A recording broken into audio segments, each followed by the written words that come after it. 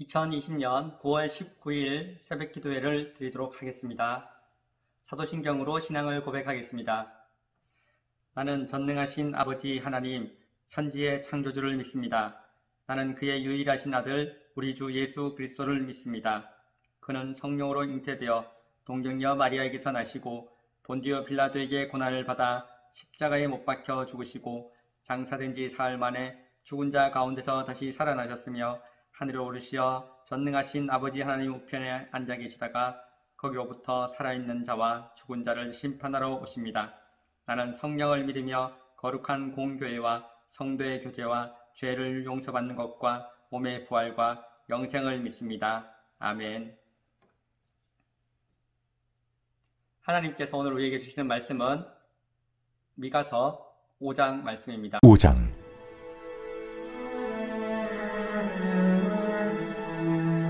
딸 군대여, 너는 때를 모을지어다.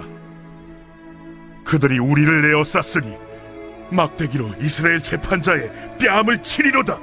베들레헴 에브라다야, 너는 유다 족속 중에 작을지라도 이스라엘을 다스릴 자가 내게서 내게로 나올 것이라. 그의 근본은 상고에 영원에 있느니라.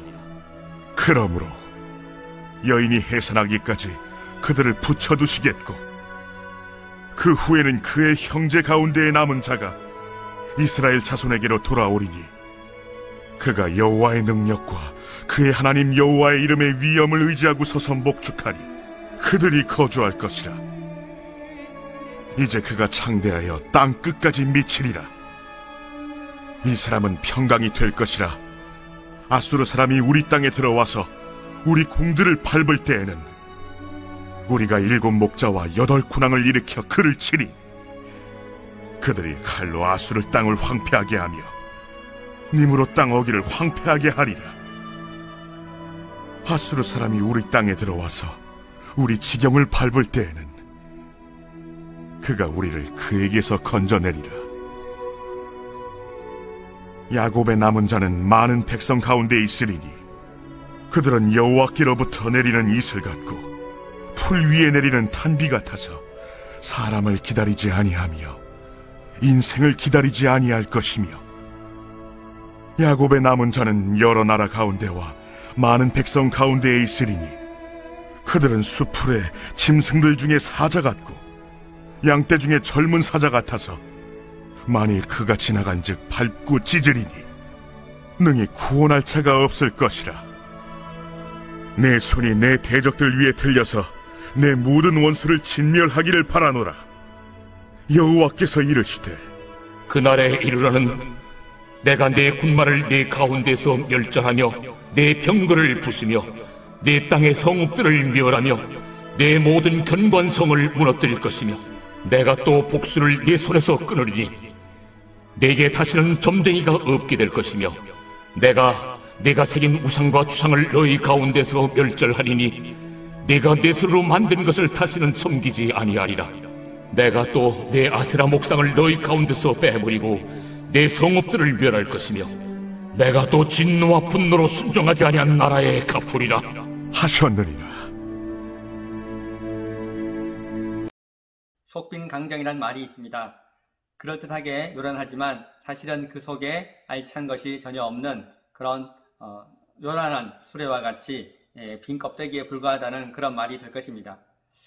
그렇지만 화려함을 갖추었을지 몰라도 거기에는 아무런 배부름도, 아무런 여유도, 아무런 진실도 담겨있지 않은 모습입니다. 작지만 강하고 화려하지 않지만 거기에 진리가 담겨있는 그런 차돌과 같이 단단한 믿음 생활을 할 수 있는 것이 우리들이어야 되겠습니다. 고린도전서 1장 27절 말씀에 이와 같이 기록되어 있습니다.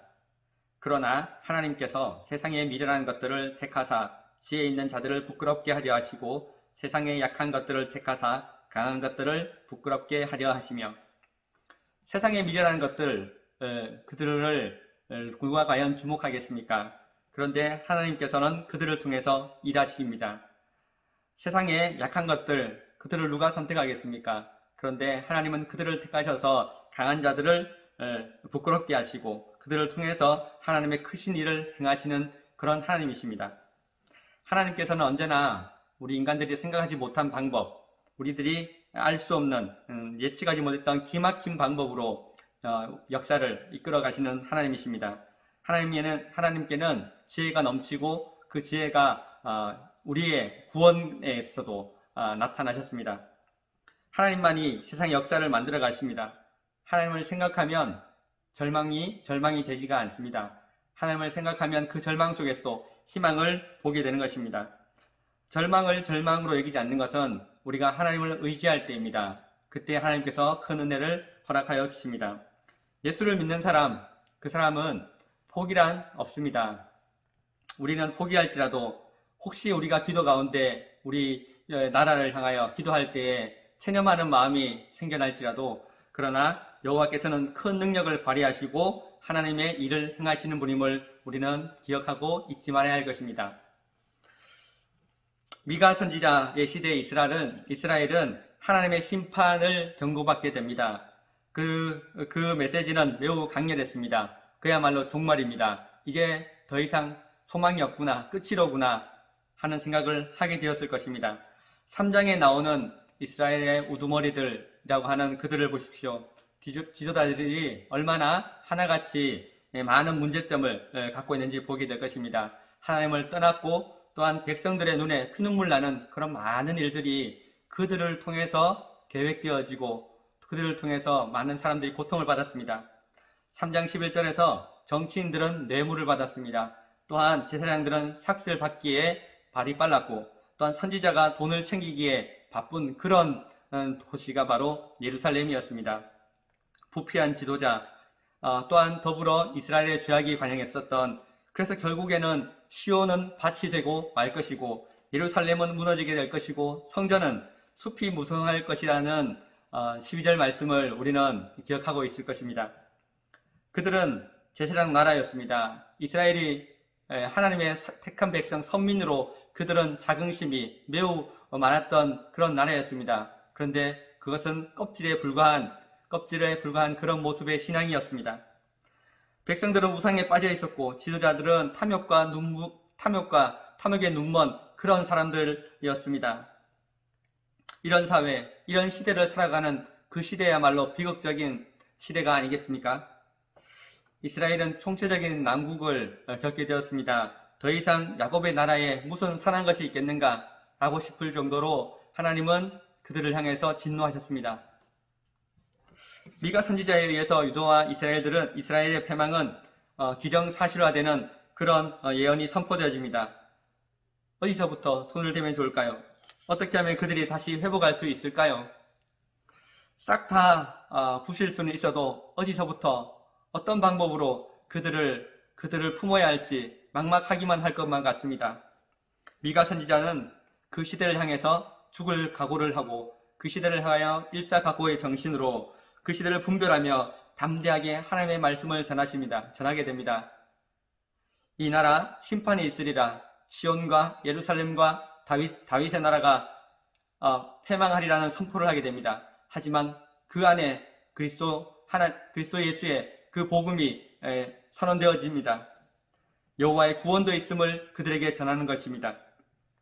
미가 사장은 이스라엘이 포로 생활에서 돌아오겠고 여호와께서 장차 이스라엘에 평화를 주시며 또한 이방 나라에까지도 하나님의 복을 받게 될 것이라는 약속을 하셨습니다. 이어서 5장은 메시아의 시대가 도래할 것과 그분이 어디에서 날 것인지 그리고 하나님으로부터 받아서 암흑과 같은 그 시대에 말씀의 불꽃을 던지셨습니다. 불꽃은 뜨겁습니다. 그 뜨거운 불꽃을 가슴으로 받으면 함께 뜨거워지는 것입니다. 그런데 무슨 말인지 알아듣지 못한다면 그것은 잠시 뜨거웠다가 쉽게 사그라들게 될 것입니다. 2절 말씀을 같이 보겠습니다.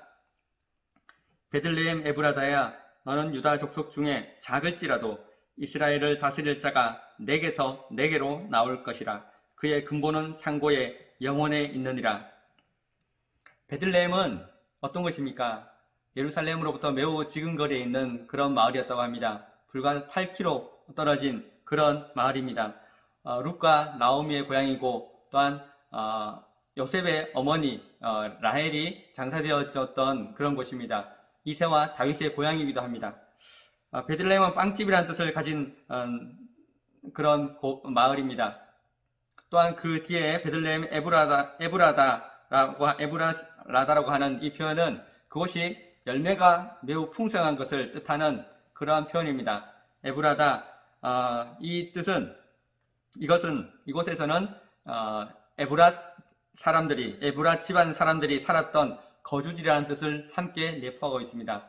다시 말씀드리면 베들레헴과 에브라다는 동일한 지역, 동일한 곳을 지칭하는 표현입니다. 사무엘상 17장 12절에서는 이렇게 기록하고 있습니다. 다윗은 유다 베들레헴 에브랏 사람 이세라 하는 사람의 아들이었는데 라고 기록하고 있습니다.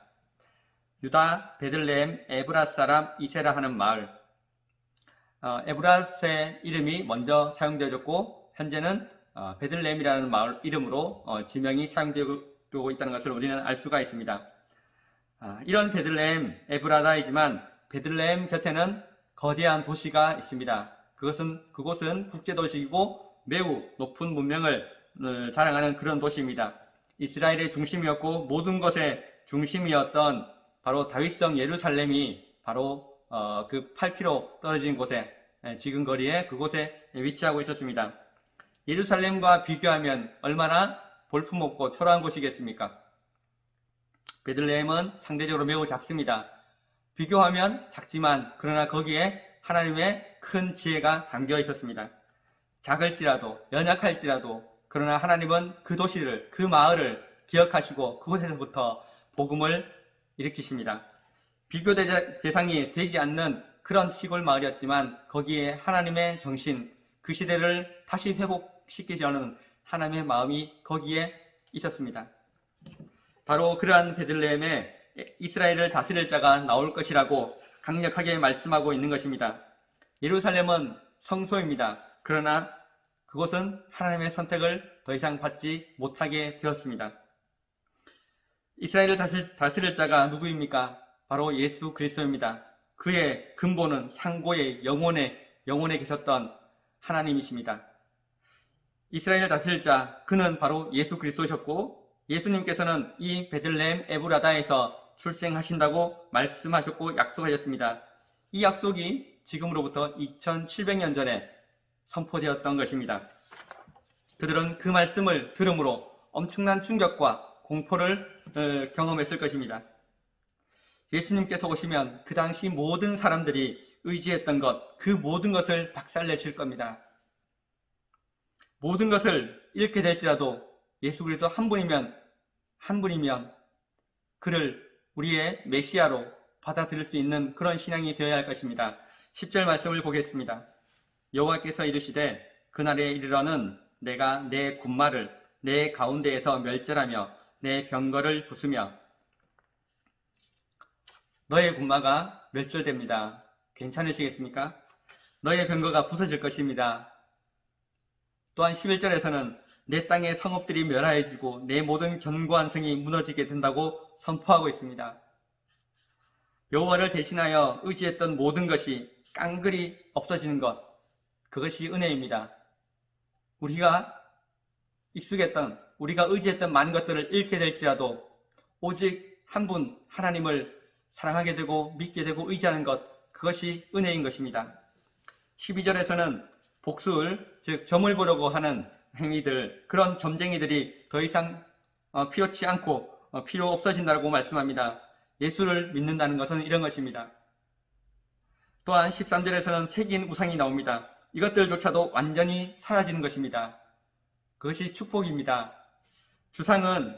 이어서 나오는 주상은 이집트의 피라미드와 같은 모양의 사각 기둥인데 높게 솟은 우리가 흔히 생각하는 오벨리스크와 같은 그런 것들입니다. 이것은 당시 태양신을 숭배했다는 것을 짐작케 하는 것이 바로 주상입니다. 그런데 이스라엘 나라에 이런 태양, 애굽의 주상까지도 와 있었다는 것은 얼마나 이 나라가 우상으로 가득하며 부패했다는 것인지를 반증하는 것입니다. 이스라엘에서는 이러한 것들이 너무나 많았습니다. 왜 이런 것들이 많았을까요? 예수님 한 분만으로 그리스도 안에 산다는 것으로 부족하면 그것으로 다른 것들이 채워지는 것입니다. 하나님만으로는 부족합니까? 그리스도의 복음만으로는 부족한 것입니까? 여호와께서 우리에게 오셔서 행하신 놀라운 일들을 들었음에도 그 큰 은혜를 경험했음에도 그것으로 부족하게 느끼는 그런 사람들이 당시 이스라엘 백성들이었습니다. 우리의 영혼을 미혹했던 모든 것들, 그것들에 대해서 하나님은 단호하게 말씀하십니다. 모두 파멸하겠다는 것입니다. 모두 제거하시고 그 모든 것들, 우리를 미혹했던 많은 것들을 다 제하시고 하나님께서 우리에게 참 자유를 주셨습니다. 이것이 여호와의 은혜입니다. 또한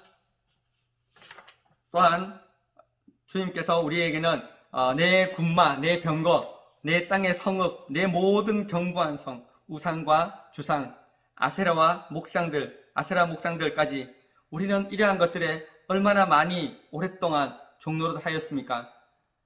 우리는 이 사실을 이제는 알고 죄로부터 자유해졌지만 이 땅의 많은 사람들은 여전히 이것 가운데 어느 것 하나에 매여 있어서 지금도 그들의 종노릇하고 있습니다. 이런 것들에 절절매고 여호와께서 우리의 모습을 그대로 주셨더라면 우리 또한 그와 같이 살았을 존재들입니다. 그러나 여호와께서는 우리를 이것으로부터 구원해 주셨습니다. 구원이 무엇이겠습니까? 구원은 여호와의 말씀이 나에게 임하는 것입니다. 구원이 오늘 우리에게 임하는 것이 바로 그것이 하나님의 은혜입니다. 구원은 여호와께서 말씀하신 예수 그리스도가 내 삶에, 내 영혼에 지금 이 순간 오셔서 나에게 미치는 것입니다. 2절 말씀을 중간에 보면 거기에 내게서 내게로라는 표현이 있습니다. 내게서 내게로. 구원은 그분이 내게로 오는 것입니다. 그 땅 가운데서 베들레헴 에브라다에서 오늘 나에게로 임하시는 그것이 구원입니다. 말씀 앞에 선 우리 각자에게 임재하시는 하나님을 경험하는 것, 그것이 바로 구원입니다. 이 구원의 끝은 사람을 살리는 것에 있습니다. 선민 이스라엘에 그치지 않고 세상 모든 민족을 향하여 하나님의 구원은 약속되어졌습니다. 4절 말씀을 보겠습니다. 그가 여호와의 능력과 그의 하나님 여호와의 이름의 위엄을 의지하고 서서 목축하니 그들이 거주할 것이라. 이제 그가 창대하여 땅끝까지 미치리라. 2절 말씀에 내게서 내게로, 그 끝은 4절 말씀 땅끝까지 미치리라. 내게로 향했던 주님이 땅끝까지 미치게 된다는 이 말씀, 이 엄청난 복음을 우리가 전해 듣게 되었습니다. 예수님은 여호와의 능력과 여호와의 이름으로 우리를 자기 양으로 여기셨습니다. 그것을 의미하는 단어가 바로 목축입니다. 목축하신다고 4절 말씀에 표현하였습니다. 또한 거주하리라 이 말씀은 편안하게 살리라는 것을 의미합니다. 주님 안에서 우리가 길러지고 있는 어린 양과 같습니다. 주님은 우리를 편안하게 거주하시는 그런 분이십니다. 복음만으로 충분합니다. 주님이 임하실 때, 우리가 구원함을 입을 때 우리가 누리게 되는 영광이 있습니다. 첫 번째는 평강입니다. 5절 말씀을 보면 거기에 표현되어 있습니다. 누구든지 예수를 믿으면 여호와 앞에서 참된 평화를 얻습니다. 예수만이 우리의 평강이 되십니다. 두 번째로 건져냄을 받습니다. 6절 말씀 가운데 있습니다. 세상 나라, 세상 힘으로부터 그가 우리를 완전하게 건져 주십니다. 세 번째, 우리를 힘들게 했던 모든 것들, 우상들, 모든 원수들이 그날에 완전히 진멸되어집니다. 여러분, 예수님은 우리에게 오셔서 메시아가 되셨고 하나님의 긍휼함을 우리에게 나타내 보이셨습니다. 우리는 여호와의 긍휼을 입은 하나님의 자녀들입니다. 7절 말씀처럼 우리는 많은 백성 가운데 선택함을 받은 존재들이고 야곱의 남은 자들과 같습니다. 여호와께서는 그런 우리를 어떤 존재로, 어떤 모양으로 바라보는지 잘 알게 해주는 말씀이 7절에 나와 있습니다. 우리를 향해서 이렇게 말씀하십니다.